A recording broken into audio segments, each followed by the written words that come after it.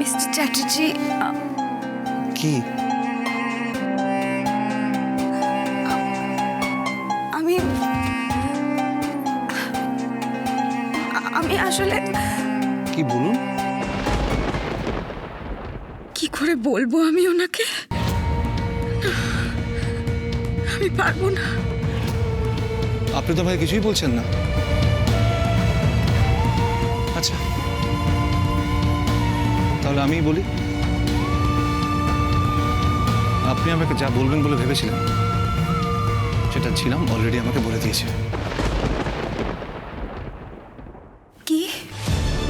আপনি ভাবলেন কি করে আপনি আমার কাছ থেকে সবটা লুকিয়ে রাখতে পারবেন আর আমি কিছুই জানতে পারবো না? সেটা হয়?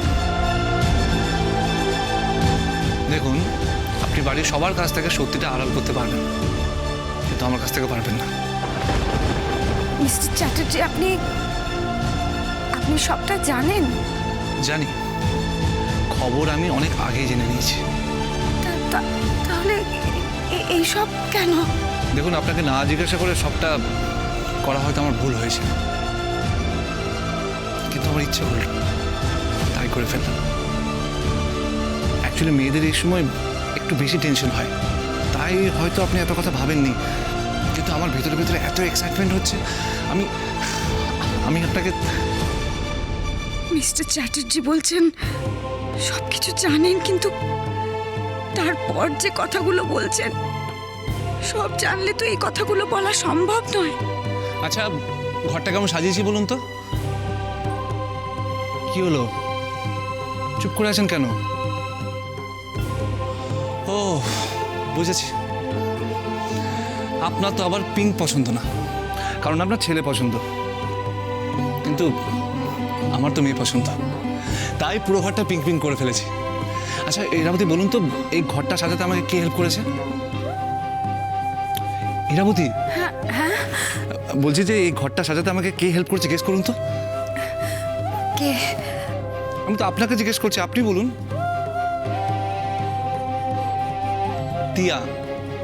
তিয়া হেল্প করেছে পুরো ঘরটা সাজাতে।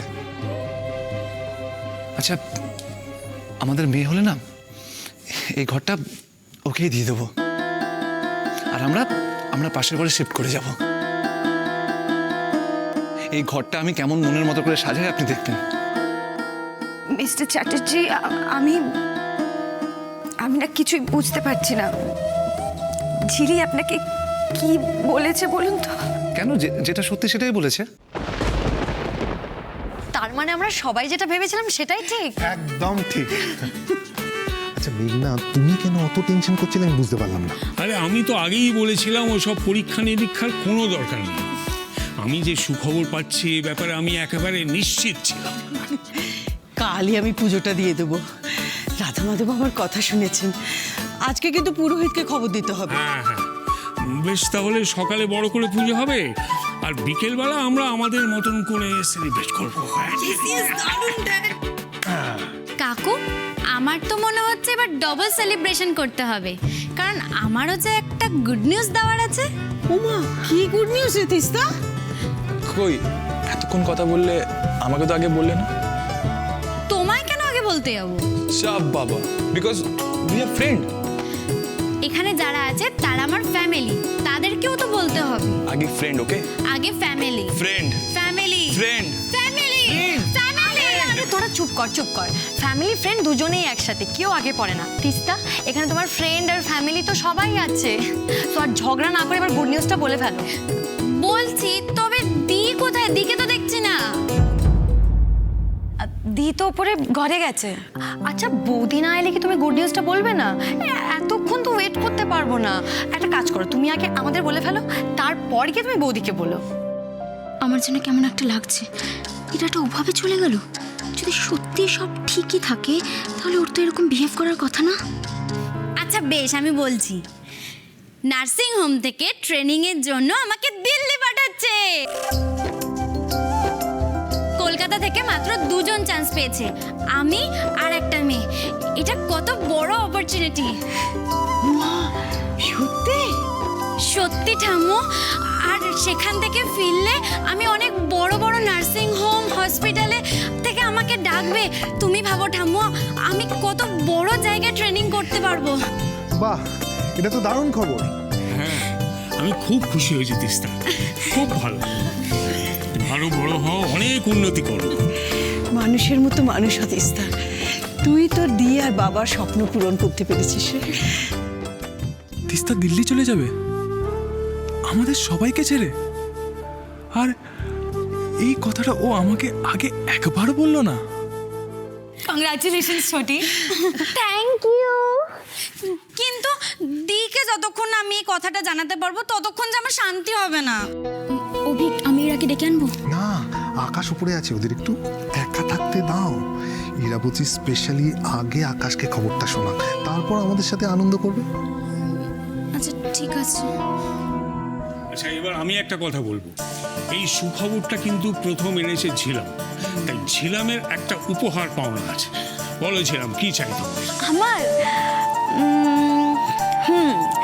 আকাশদা আর দি একটা কিউট সুন্দর বেবি হবে, আমি সেটাই চাই। সেটা হলেই আমি হ্যাপি। চমৎকার বলেছো, এরপর তার কোনো কথাই হবে না। দূর, অনেকক্ষণ হয়েছে, এবার আমি দিকে ডেকে আনি। এই ছোটি, তুই সবে এসছিস, তুই রেস্ট নে, আমি গিয়ে আকাশদার দিকে ডেকে আনছি।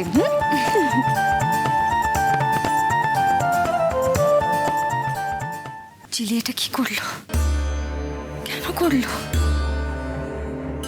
এত বড় মিথ্যাটা ওনাকে কেন বললো চিলি? আমি আমি কোনো মিথ্যাকে সমর্থন করতে পারবো না। এত বড় সত্যিটা আমি আমি ওনার থেকে আড়াল করতে পারবো না। আমি ওনাকে সব সত্যিটা বলে দেব, আজকেই বলে দেব। মিথ্যে বলে আশা দেওয়ার থেকে সত্যি বলে কষ্ট পাওয়া অনেক ভালো। মিস্টার চ্যাটার্জি, এখন অনেক রাত, তোমার কাঁধে আমার নিঃশ্বাস, আমি বেঁচে আছি তোমার ভালোবাসায়।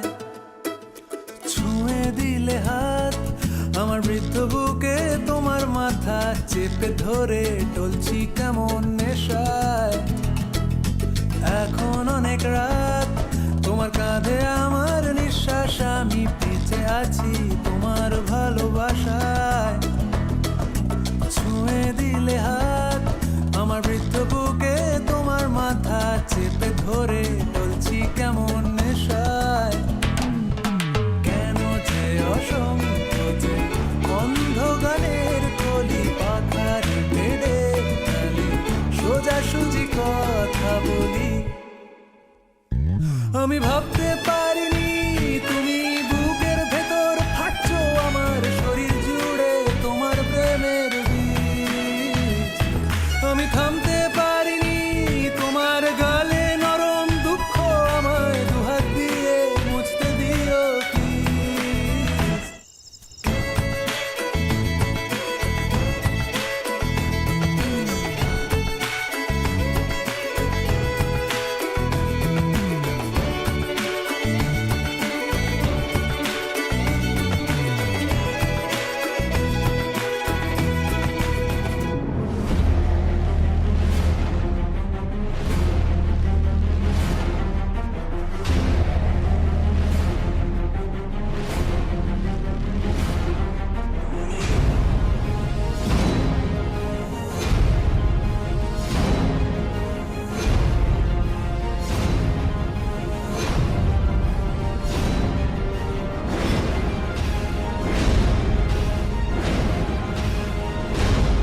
ভাগ্যিস আকাশদাকে নিচে পাঠিয়ে দিয়েছি, নইলে দি সব সত্যিটা বলে দিত।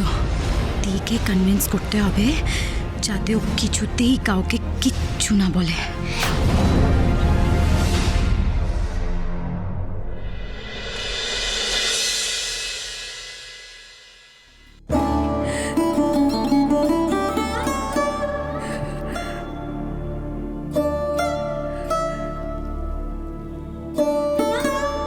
বন্ধ করুন মিস্টার চ্যাটার্জি,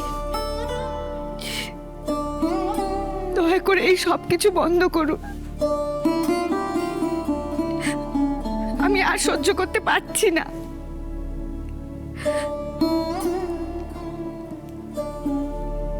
ঝিলি আপনাকে যেটা বলেছে সেটা সত্যি না।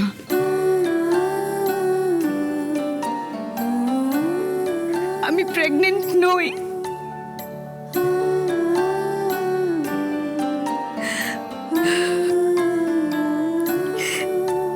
ইরাবতী সারা জীবন তার সব প্রিয় মানুষদের সব ইচ্ছে সব সময় পূরণ করেছে,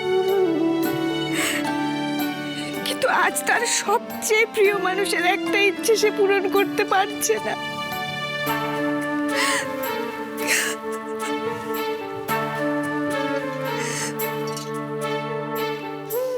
আমি আপনাকে কিছুই দিতে পারলাম না মিস্টার চ্যাটার্জি। না আমি ভালো মাকে আপনার কাছে ফিরিয়ে আনতে পারলাম, না আমি আপনাকে আপনার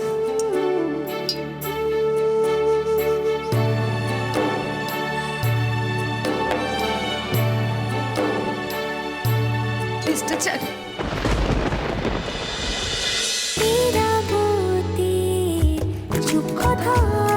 চলো চলো চলো চলো চলো পাল্টাই